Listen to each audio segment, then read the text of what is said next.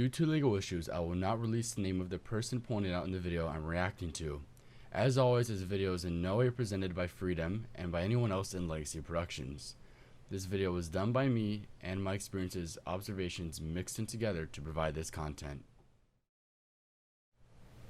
Alright, this video I'm talking about is kind of serious. Well, in reality, it's serious. The reason why I say it is because in this video, some of the most, how should I say, unexcusable actions were done and said in this video, and towards the videographer that posted this, and I think it's not right. That what this person did to this videographer is not right.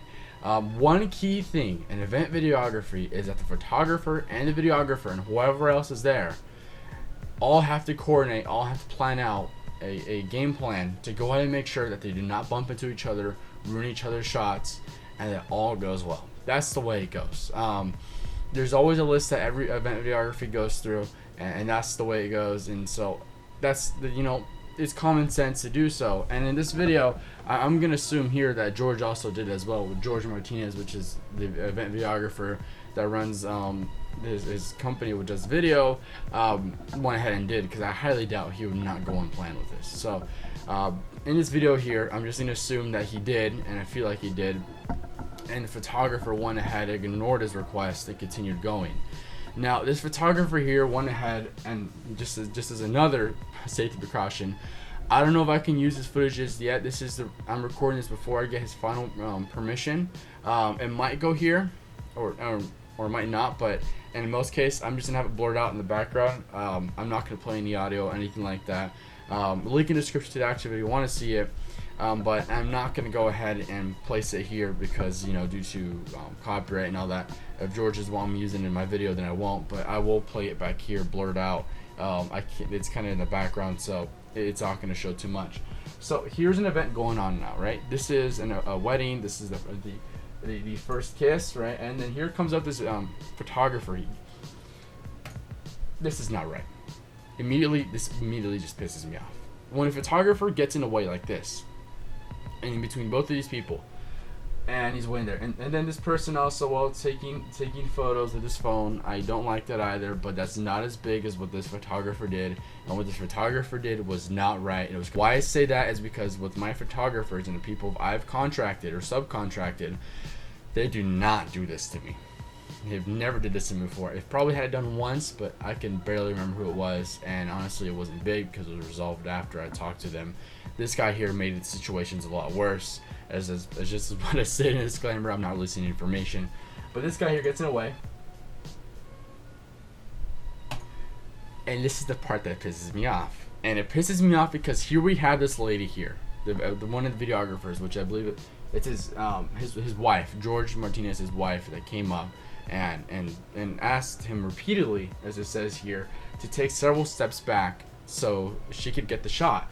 Now, before people say, then how come, now I'm going to go down, let me go down the list of things that people say, how come you didn't do this? Because I got that a lot when I posted this into a forums, and people were giving me just whiplash for this, for posting it, even when I wasn't the one that uploaded it. I was just the messenger. One thing I've noticed people are saying is, how come when you get a gimbal stabilizer or a stabilizer, how come you didn't get a monopod, this and that? Monopods are great, but they're not going to cut it for a static shot. Stabilizers are great, they're not going to cut for a static shot.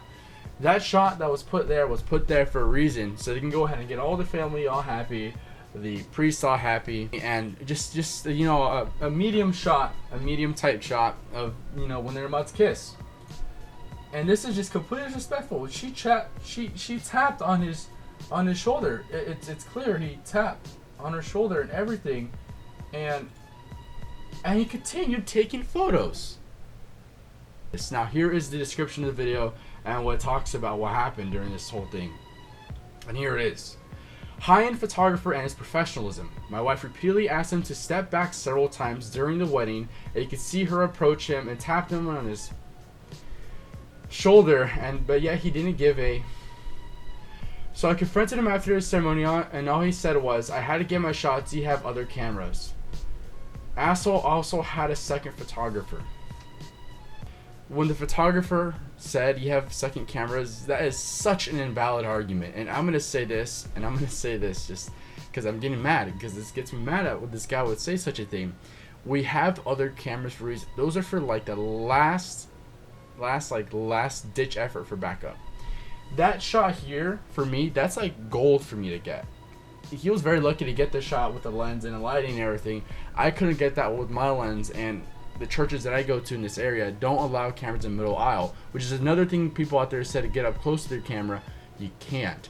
Many middle aisles and many churches do not allow people to be nearby the bride and groom or in the middle aisle at all, because it's probably a safety hazard, and it's just a giant obstruction. Just a camera and a tripod and a guy just standing in the middle aisle. It's just very I should say it's very annoying. So that's something that I also like to avoid, and also something that's not really allowed in the churches that I've been in. What's happened here is just I don't it's unbelievable. It's unbelievable that this guy would do such a thing. And just I had to get my shot, and you have other cameras. You had another photographer. So I could say the same thing to you. If I got my second camera guy in a shoulder rig, and I had him stand in front of you, and I said, you got away my photos. I said, you have other cameras. just note to all this. Everyone has to share the playing ground. No matter if you're a photographer that's worth 40 grand, or you're a videographer that's worth $1 million, it doesn't matter. You have to share the area you work in, or nothing will get done right, like what happened here. So for you guys out there that are shooting photo, just remember one thing: just share your area with your videographer, your photographer, and that it's not just your day, it's everyone's day. So that's all, you guys. This is Greg from Legacy Productions, and see you on the next one.